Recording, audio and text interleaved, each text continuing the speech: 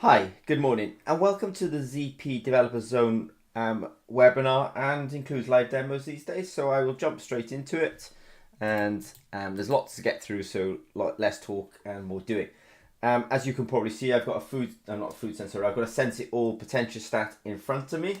I will be using this shortly to answer questions, starting at question 1 and actually going through to question 6. So today's the 29th of September 2024. We do this weekly, and it's really, we get a lot of technical questions in during the week. Some of them are kind of more like asking really about product guidance, and then some of them are really quite technical. So we do put quite a lot of effort into illustrating these answers. This is really from questionnaire number 1. How can one electrode be used to detect various analytes on a single platform? If you're new to electrochemistry, I would actually say that the first thing you should do is actually do one, let's say, working electrode for one analyte. I can understand, I can understand the desire to sort of jump in and do lots of things at once, but I'd honestly say take it simple. I think this is going to come in a slight short while actually I talk about lactate sensors. Lactate and glucose sensors are actually really similar, but just because glucose oxidase is such a robust enzyme and is actually quite a low cost enzyme, I'd actually say take it simple and start with glucose before you then translate your skills onto lactate. But anyway, that said, I will talk about detecting various analytes on a single platform. The question here also then is how to detect multiple analytes on a single electrode.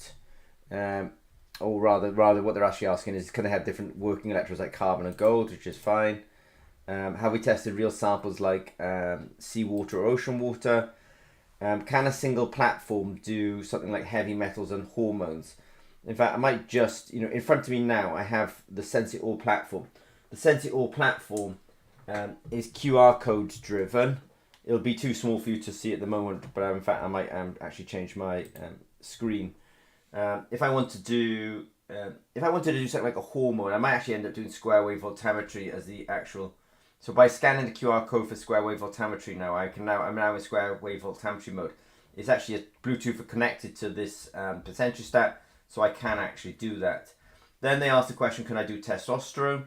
Well, actually, they didn't ask about testosterone, they asked about hormones. And actually, I can do hormones on this as well by scanning that QR code. I know they're asking specifically about maybe heavy metals. Heavy metals, you would use a technique probably called absorption stripping voltammetry. So I'm just going to actually scan something called linear sweep voltammetry, which is what we have close to that, which is here.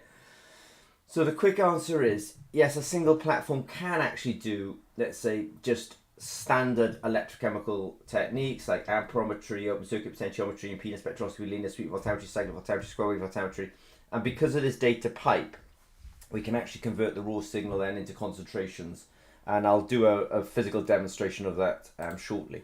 So let me go back to the actual notes as well. Can we test in real world samples? Yes, I'll do a demonstration of that. Can we do things like heavy metals and hormones on a single platform? Yes, is the answer. Question number 2. This is somebody who's done quite a lot of work recently on glucose sensing. I know that, and they want to now they've sort of done their glucose work, and actually they've got some really quite nice data.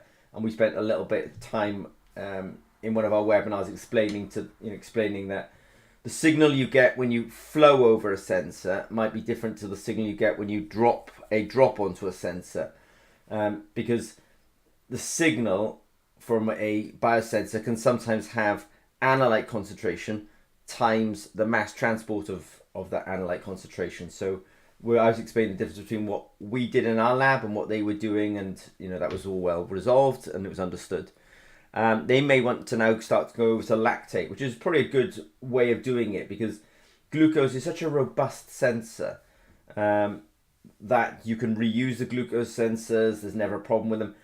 A lactate sensor probably has, this is the bad news, at the moment for us, the lactate sensor has about 8 hours worth of runtime in it. There's quite a long, let's say, webinar in itself, but lactate, you're going to see a few things about lactate in a minute. It's expensive, the enzyme that is. It has low activity, and it actually doesn't have that great a stability, which is not so obvious when you're sort of purchasing it. Let's talk about its glucose equivalent. It's not expensive. It has fantastic activity, and it's actually stable like crazy.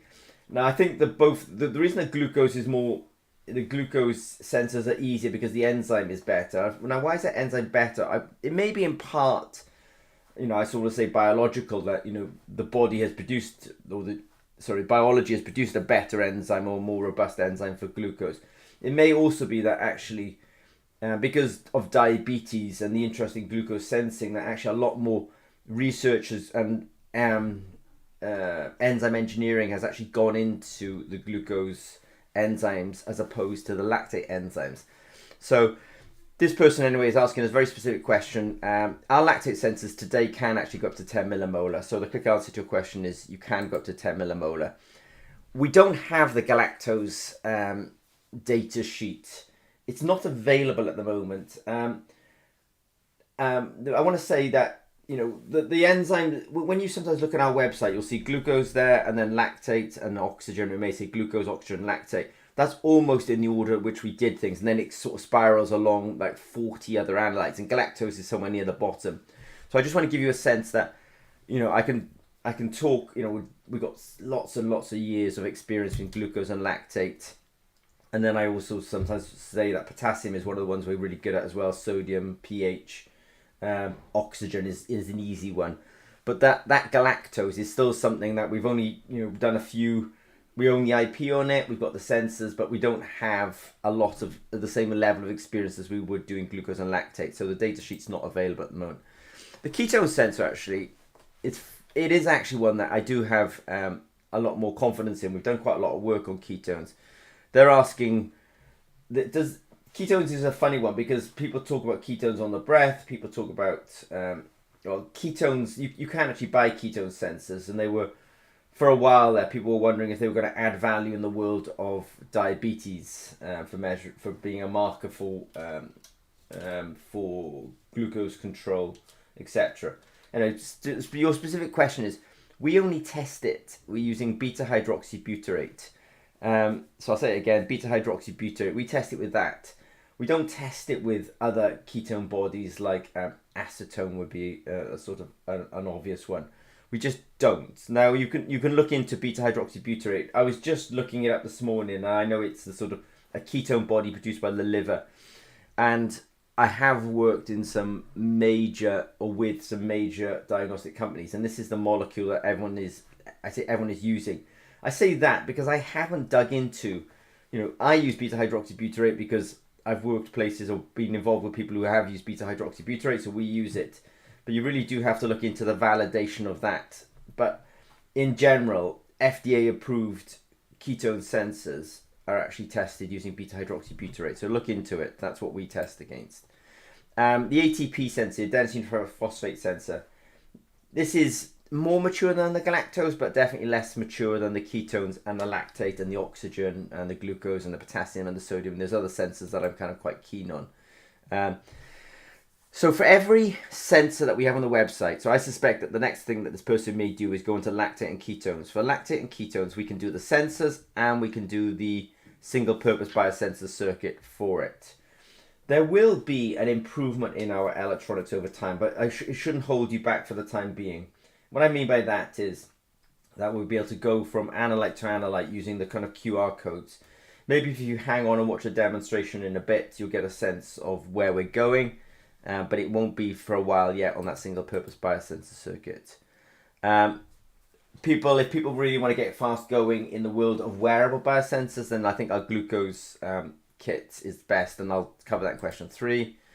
Somebody came in and asked for a sensor that we didn't have on our website, which is cholesterol.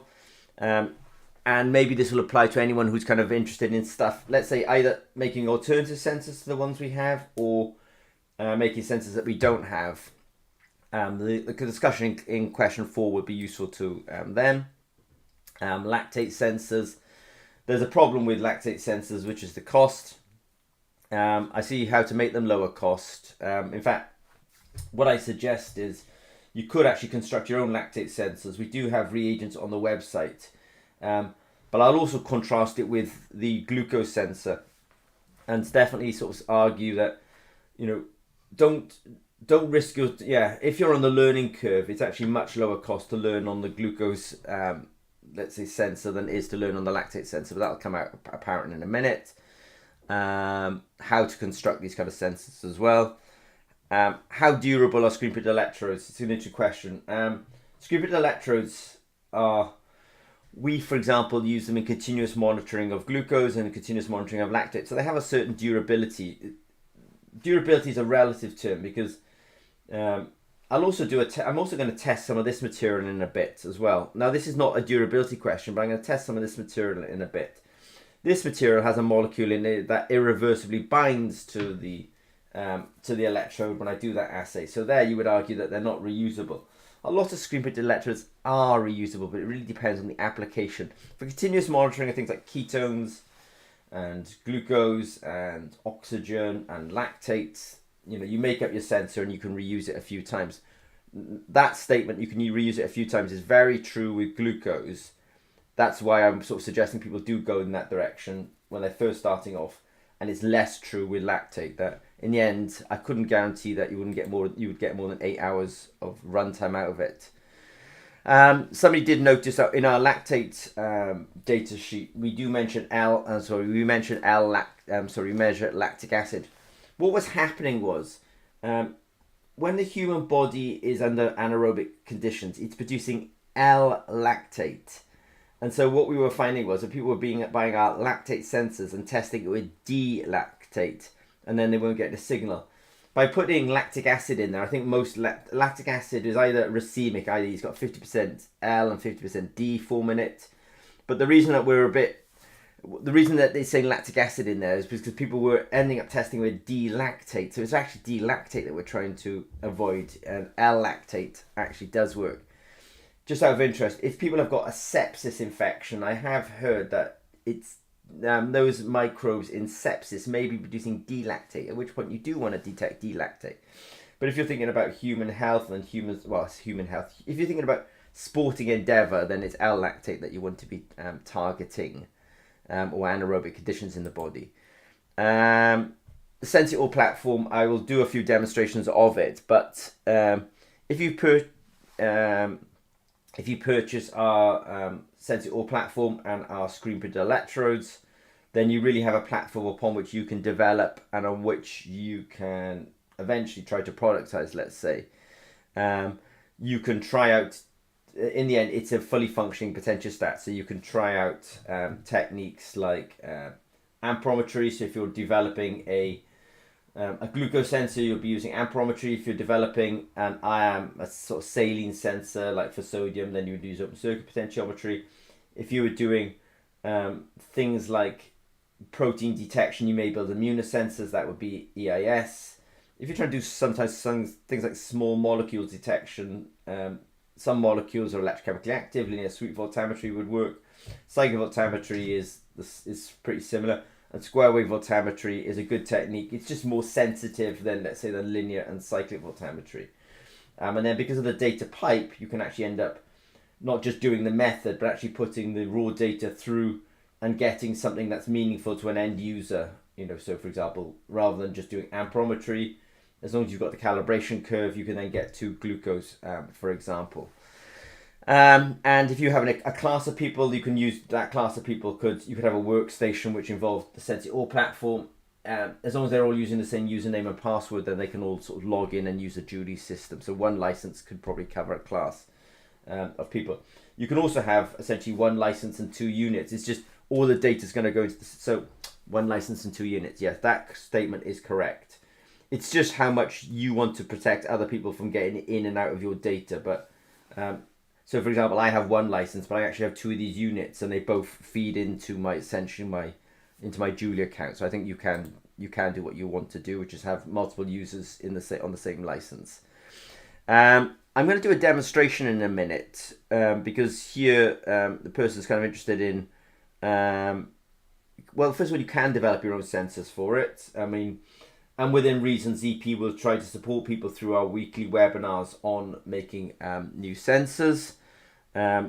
obviously we very much encourage people to use our screen printed electrodes because then it sort of helps to basically fund the effort, you know, of us actually supporting people, and it also means that I think one of the biggest problems is in the world of developing assays on top of screen printed electrodes, for example, is actually irreproducibility of screen printed electrodes, and at ZP we put a lot of effort into that. So people try to end up having to solve problems that are not one of their own making, it's actually one of the making of the person otherwise making a screen printed electrode. I should go a little bit quicker. My goodness, we're I think we may even be 15 minutes into this, and we really haven't got into it yet. All right, I do have some upcoming webinars. We have the SensItAll webinar on the 22nd of October. If you are interested in developing assays, having impact, getting assays out of the lab, then definitely come to this on the 22nd of October. The one in the morning, one in the afternoon. The one in the afternoon, for example, works really well for the USA. The one in the morning works really well for, you know, Japan, etc. If you're interested in wearables, we do have a webinar on the 1st of October. So that's actually this week. And we do again one in the morning, one in the afternoon. If you see any links, I'll put the links underneath the YouTube video afterwards. Academic research, if you're interested in translating academic research out to the lab in what I call point of need testing. So if you are interested in making sensors for soil, for example, then this academic one would be interesting on the 23rd of October. And we are actually doing a live, when I say live, I should say in-person workshop. So we are actually holding some in-person workshops.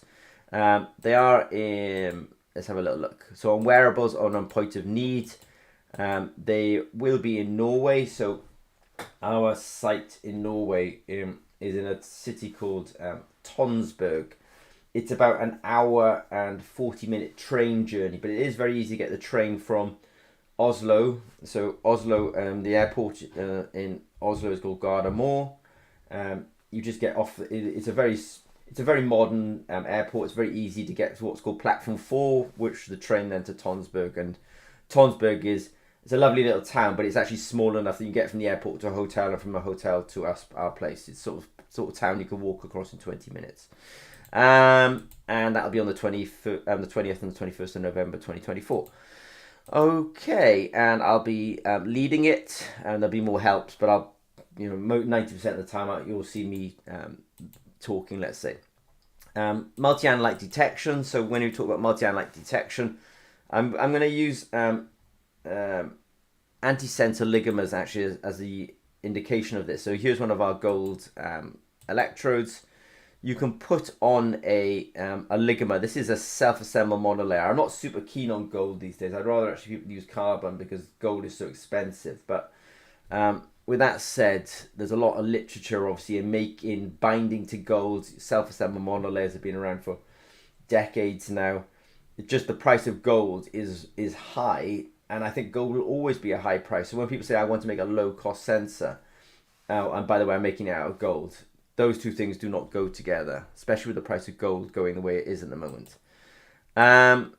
So when you've got this kind of what's called a hairpin configuration, you can design these kind of oligomers so that in fact that molecule there, which in this case would be ferrocene, is actually held close to the surface, so you'll get an electron transfer. And if you use the technique, you could even use the SensItAll potentiostat. You can use a technique like linear sweep voltammetry. In fact, I'm in linear sweep voltammetry mode at the moment. You can do this and you'll actually get a signal for the ferrocene. Now what happens is you have a target, a single strand of RNA, and that will bind. And actually, I've left the ferrocene label off. That was an accident. The ferrocene should be still. But what happens is you've got this molecule that's got ferrocene near the surface, but then when it binds, the molecule straightens up and the ferrocene comes away from the surface because something's now binding to it. And in doing so, we lose the ferrocene signal. So I'm just giving you that, first of all, to show one way of doing one type of assay on an electrochemical sensor. Now I'm going to actually show you that you could actually have done two analytes theoretically now. It's more than theoretical. This would actually probably work, not probably would work. You take the gold electrode. You now have a mix of oligomers here. They're all thiol bonded, so they're all self-assembled monolayers. Some of them have a ferrocene tag. Some of them would have something like a Maldula blue or methylene blue tag. And these two molecules would give you an electron signal. You could use, again, linear sweep voltammetry, square wave voltammetry to give you those signals. And then when the corresponding target comes in place, these oligomers come out of the hairpin configuration, they stand up straight, and we lose some of the signal due to the labels, because the labels, the ferrocene and the, for example, Maldula blue, are removed from the surface, and that would be the source of signal. So you could theoretically do more than one target on an electrode. I have to be quite conservative in my life, because people come to us, they want us to develop sensors for them, and they want them to work, and so I have to actually reduce essentially my risks. So there's a risk to this, that A, it didn't work, or B, we got crosstalk, etc. But in an academic setting, this would be the kind of thing that academia should be doing, because it's higher risk, and I can't afford the risk in my little part of this whole work affair. If you are interested in just finding out the kind of technologies that would help with that, then I have put a bit of a landing page together on that, and you can find that landing page. Another question from this person. I'm sorry it's only question 1B, because now we're 21 minutes in. The quick answer is we can do custom electrodes with a gold electrode and a carbon electrode. I'm super reluctant on customized electrodes. At Zimmer and Peacock, we put a lot of effort into reproducibility. We're trying to get our electrodes at a good cost and good reproducibility. Cost because it's an academic market, let's say, and people can't afford high cost, and reproducibility because we want people to get to market. And also, you know, when you look at some of our technologies, and I'll open this up, what you'll find out is that we actually use our screen printed electrodes in our own technologies.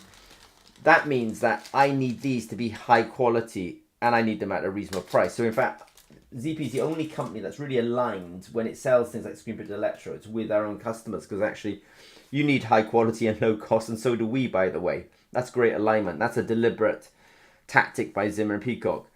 When you start to do things that are more customized, now you're talking about low volume manufacturing. And low volume manufacturing, if you want high quality and low volume manufacturing, you actually need high prices. But people want something customized, but they cannot afford high prices. So in fact, they want low price. So when you've got low volume and low price, you'll end up with low quality. So I'm really kind of reluctant to actually do customization, not because I can't do it, and there's plenty of people who will do it, but there's actually a lack of conversation which says, well, you know, what's your reproducibility? And the real answer is what's your electrical, so the real question is what's your electrochemical reproducibility, but nobody can guarantee that. I say nobody. You've got to be careful with absolute statements. If I did want to do a mixture of gold and carbon electrodes, for example, or working electrodes, we can easily put them into designs like this, where, in fact, I'll run some videos here. You can see that we can take one sample, drop it onto this microfluidic device, and it will, you know, you can have gold, carbon, and platinum electrodes, for example. These are actually single electrodes just mounted next to each other. So if I want to do a mixture of materials, you didn't need to necessarily screen print a brand new electrode. You can actually use standard ZP electrodes and just mount them next to each other. It does move the question on then how you can do the electronics, but that is something that ZP is also working on as well.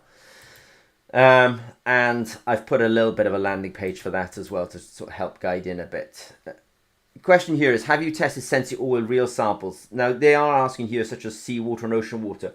When I was reading this yesterday, I thought to myself, oh, I don't live near the sea. But what I'll do is I will... but I realise actually I probably can get some river water. I just haven't gone out and got some river water. But I just want to do a quick demonstration. The reason I coughed slightly actually was because the sample I've got is actually capsaicin. So let me just do a quick demonstration, because I want to really hammer home that the beautiful thing about electrochemistry is that it is actually good at real samples. Like real blood, real urine, real tear film, probably real dialysis solutions. And now I'm going to do my own real demo, let's say, of a real sample here as well. So even if you're question number 6, thinking about civil engineers and working with civil engineers, just understand that the workflow I'm about to show you is probably something you can adopt for lots of people. So what I'm going to do is I'm just going to take this, I'm just going to scan this QR code, which I actually meant to get the one next to it. So let me just get that one. Yep, there we go. Right. That sensor, I believe, is a clean sensor. I'm actually going to prepare the sample in front of you. It's a bit tedious, I know, but I am going to prepare the sample in front of you. I'm going to take... Now, the reason I'm going to do that is because, though I'm not doing seawater or ocean water, you can't get more real than this as a sample. It's viscous, it's thick, it's... look at that. I mean, you know, this is not a... This is not a kind of, you know, a nice standard, let's say, lab sample. I'm just going to take that sample. I might even call it soil slurry today. It's not a soil slurry. This is actually, let me just put that sample in there. This is actually, how do I say this, Tabasco sauce. So here it is. This is just one of the applications that we have given the SensItAll potentiostat. This is a real world application, let's say. It's also something that we actually do as a genuine product. You can see me lift, because I'm lifting around, just grabbing pipettes and pipette tips. I'm going to do what's called a 1 in 10 dilution. So I'm just going to take some buffer. In some of my webinars, I'll talk about that gap. You know, you'll be very surprised actually that the gap between doing lab experiments and real world stuff is actually much, much narrower when you're using this particular potentiostat. Otherwise, it seems like a sort of sort of immovable object. You can't actually get from the lab to real world, let's say. Now I can understand in a real field application what I'm about to do. So now I've got my sample here. Now it's quite cloudy. I could do this. Right, so there's a mechanical thing here because I'm actually trying to essentially extract this. Now I do actually have a vortex in front of me. The reason I bring that up is because let's say this was seawater or ocean water. Actually, that's probably enough if you think about it, because I'm basically just done a 1 in 10 dilution. They're both liquid samples, easy to do the extraction. I'm thinking about if I was trying to do something that was more solid phase, in fact, and then I'm going to just vortex. I've got a vortexer in front of me. Right, so now I've vortexed that, and I've essentially got my sample.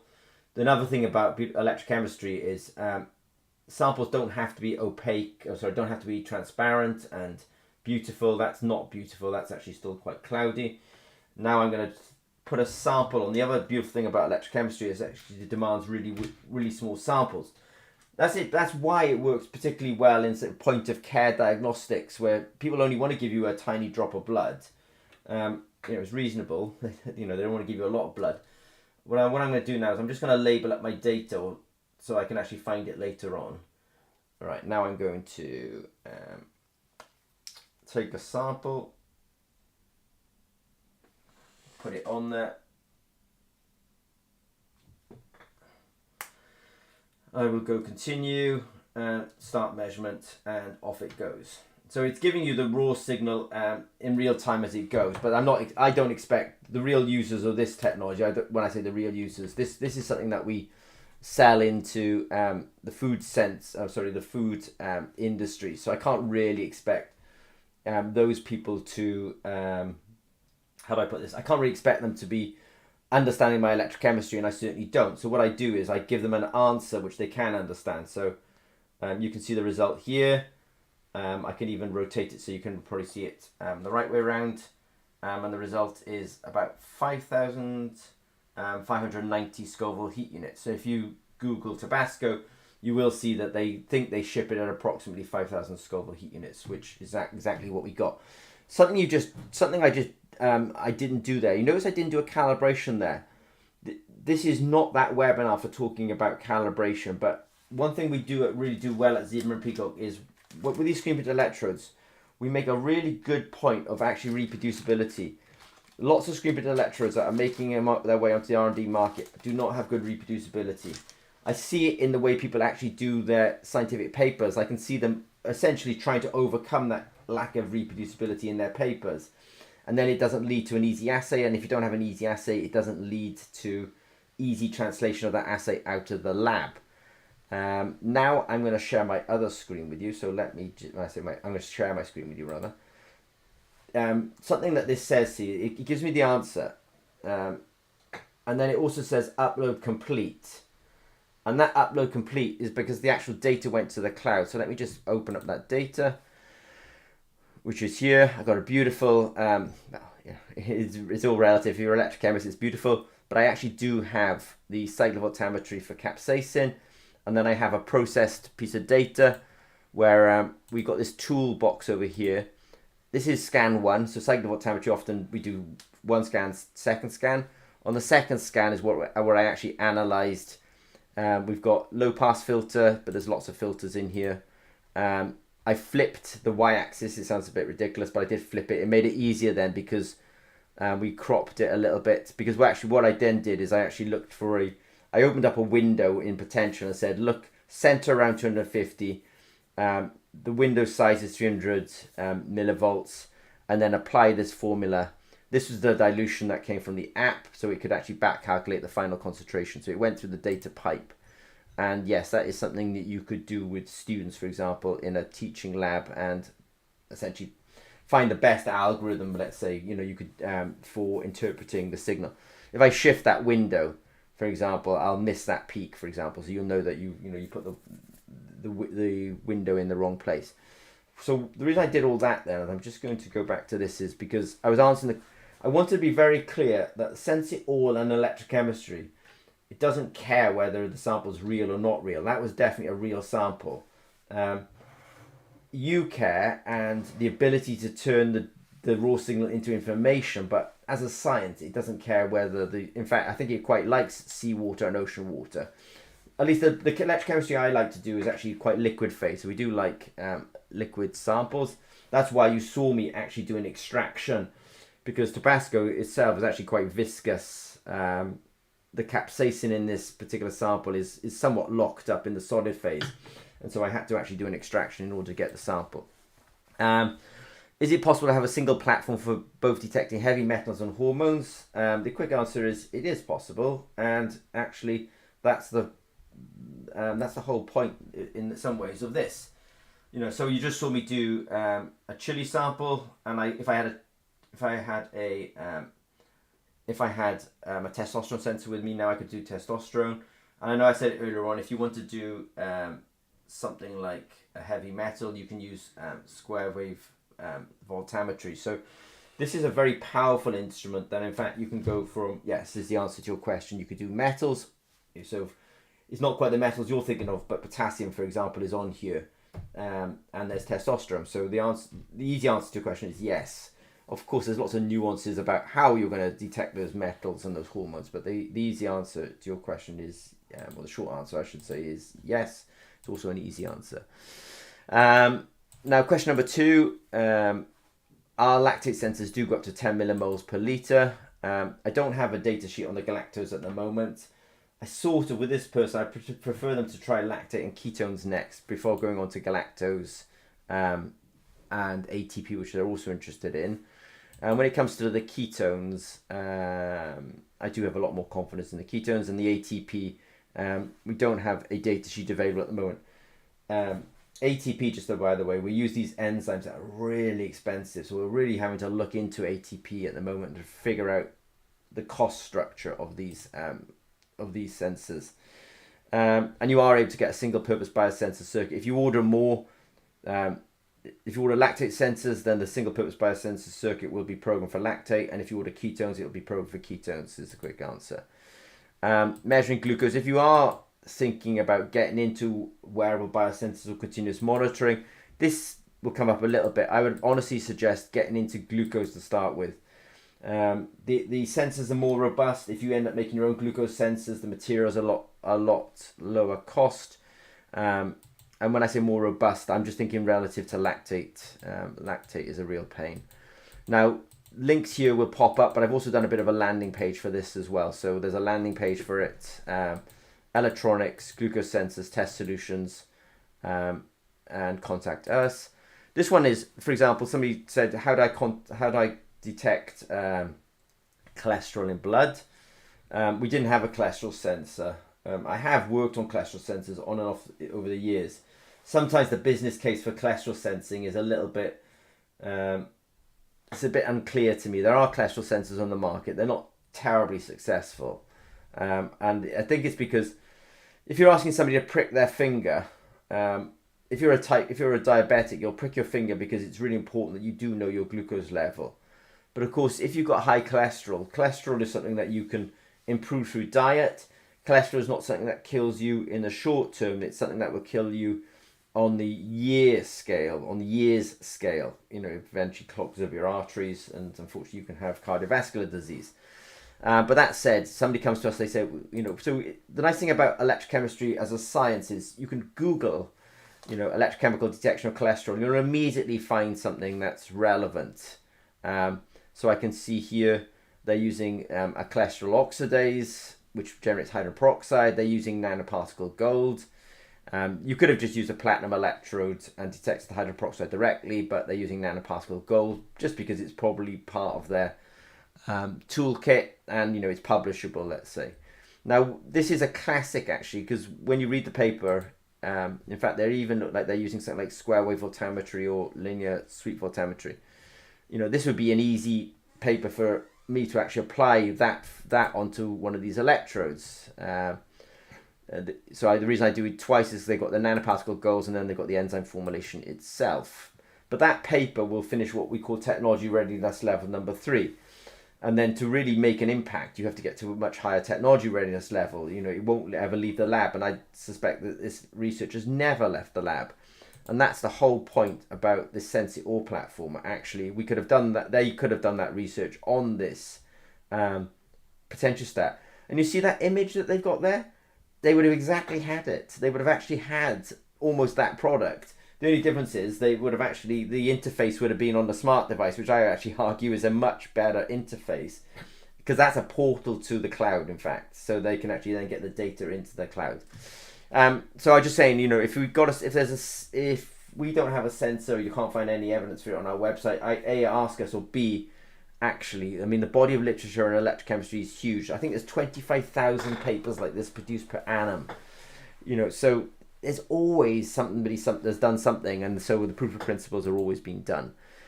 Right, lactate. So this is the hardest one I had. So somebody's want to do some lactate detection, probably around athletes. Our costs are very high. Our costs are high because of this. This is the fundamental problem. Lactate enzymes, they're not as well engineered as glucose enzymes. Now, what do I mean by that statement?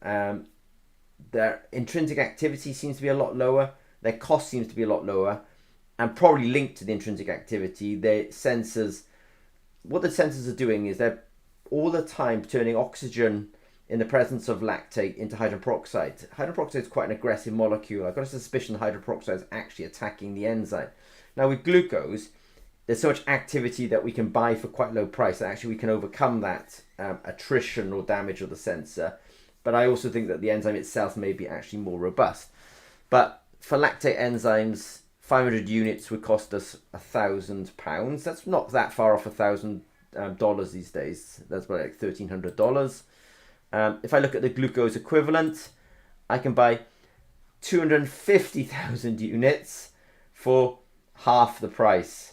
That's the difference, right? It's so if I did a sort of calculation on this and just said, right, so it costs me less than 2 cents. It cost me about a fifth of a cent in order to get a unit of glucose enzyme activity. Whereas if I want to buy a unit of lactate enzyme activity, it's £2, or that probably translates to about $2.30 these days. This is the problem with lactate sensors. This is why I'm actually thinking, when I was first answering the question, I was thinking about it a little bit, and then I was thinking, actually, if you really are starting with biosensors, especially with graduate, maybe seniors, etc., it is still worth actually starting them off on glucose. So I'll have some. So I did look at our pricing, and our pricing is, it's like $50 per sensor for our glucose sensors, and it's really the intrinsic cost of the enzyme. We can get the price down, but that we have to really go to a quite large scale in order to get the price down, and it's intrinsic. Well, it's not. Yeah, it's not just our margins; it's actually intrinsic in the enzyme costs. You could actually, a slightly cheaper way of doing it is to actually buy platinum screen printed electrodes off us, buy the activation solution, so it's essentially the enzyme in solution, and do the deposition yourself, and then put what's called a barrier layer down. Now, the role of the barrier layer, I'll explain that in a short while, but then you could put the barrier layer down as well, and essentially make your own sensor. And I've put links here, but I'll also put a bit of a landing page on this. I would also say glucose versus lactate. That actually, I think you should really start with glucose. Now, the reason I say you should really start with glucose is, I'm just going to skip through this quickly. I do actually have a few videos about this as well. I'm also putting this on a landing page. How to do functionalization of screen printed electrodes using these activation solutions, and also how to add barrier layer to electrodes as well. So I do have a couple of videos about that, and I've put them on a landing page. So I'm sort of saying, yeah, our lactate sensors are expensive. Why are they expensive? Well, there is our margin and our labor in there. So that is definitely a big part of it. There's also just the flipping cost of the enzyme, you know, especially when you look at it relative to the glucose. You can buy something like 100 platinum electrodes off us for like €899, which is probably about $899.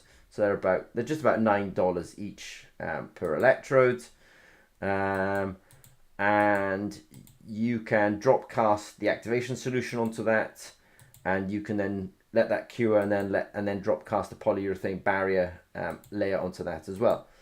If you were to do the same with the glucose, because one thing that struck me was, we sell this is 200 microliters of material, 200 microliters, so a fifth of a milliliter at €2,000.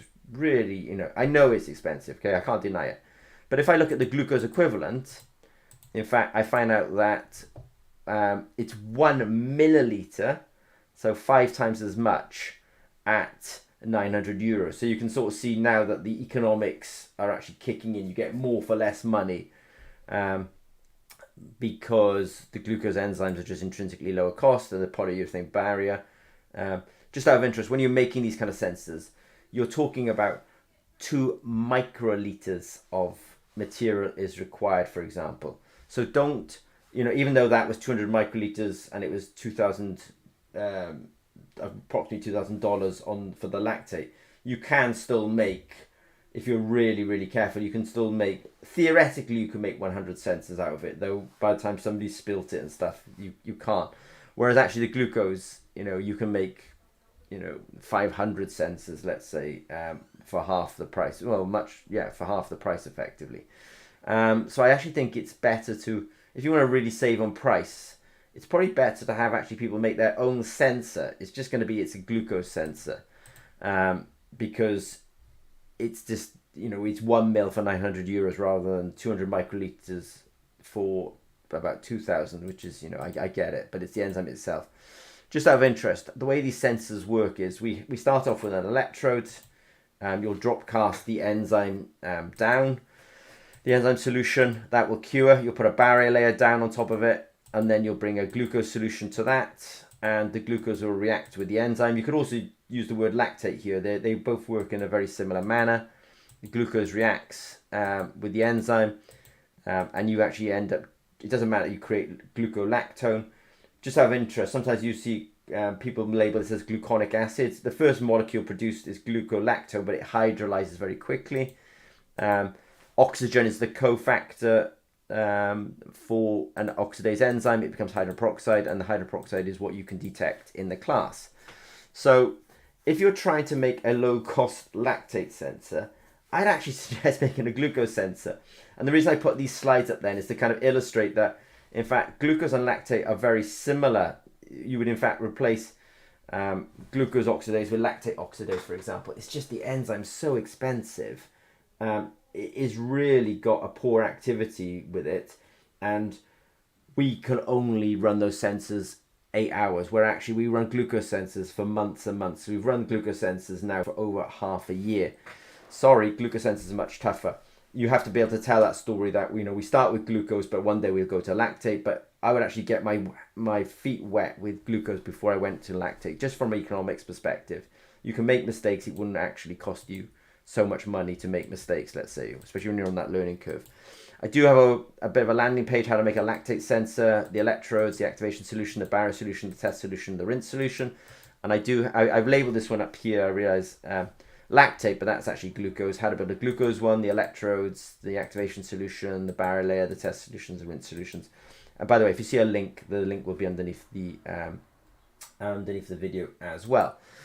Question number 6, so I'm just now finally going to how durable are screen printed electrodes. They can be used for continuous monitoring. I think this entire webinar is sort of starting to convince you that, you know, there's a certain good degree of durability. Why do we say lactic acid in that? Why do we say lactic acid in that data sheet? Because I think lactic acid often comes in the racemic mixture of D and L, but it's actually L that that I think you should be targeting, and L is the isomer that you should also be testing with. If the SensItAll platform, yes, you can buy carbon electrodes off us. You could start using the SensItAll platform and start building a sort of teaching. I think if you do go ahead with that, I think the ZP is actually quite interested in maybe even giving sort of videos that would support that effort, but we would want you to eventually buy it in the first instance. I think it's a bit of a journey, so you can sort of start off on cyclovultometry and then taking them to an actual biosensor, and one license should cover the class. I'm working with colleagues, so with colleagues, it's probably worth understanding that, in fact, you know, I think you field studies. So, for example, there may be assays that are currently done in the lab. One thing I say about electrochemistry as a science, electrochemistry as a science is one of the best sciences for translating work that's otherwise done in a lab into the real world. Why is that? And, you know, this is my pitch essentially. The electronics can be very small. They can be very portable. I'd even say more so than an optical system. Now, what you'll notice is that this sample is in no way shielded. So the reason that most glucose strips today are electrochemical is because, in fact, they used to be optical when they first came out in the early 80s, but they had to shield that device or that sample from the ambient light. Well, electrochemistry, the ambient light is, I want to say never, is rarely an interfering problem. As you can see, I just did that assay now. So that actually makes for a much easier machine development. I also got a suspicion, I don't want to go into the power of generating photons versus counting electrons. I think that's getting a bit too deep. But also the sample prep. You can see that, you know, we can take quite samples like this, do a little bit of a dilution, get them down to something like that, and test that. So the sample prep could be quite quick as well. So it's my opinion, obviously, and I would say look at every glucose strip in the world is electrochemical. Why?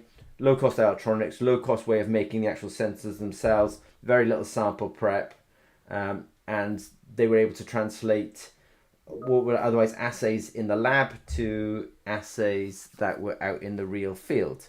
And it is feasible. I mean, it is feasible to buy this and actually start using it in your research in your lab, and then actually using it to translate out into the real world, because we do actually have this, you know, the screen printed electrode goes on the SensItAll, the sample goes on, you tell the smartphone what to do through a QR code. The QR code the app will drive the potentiostat. The raw data actually comes back in real time to the essentially to the potentiostat, but then we can send that to the cloud. In fact, I should have meant to be using this. We can send that to the cloud and actually put it through the data pipe, and then actually turn that into information. And then the information actually comes back to the app as well. Is really completing, let's say, the story. You can actually get this app. It's on the Google Play Store.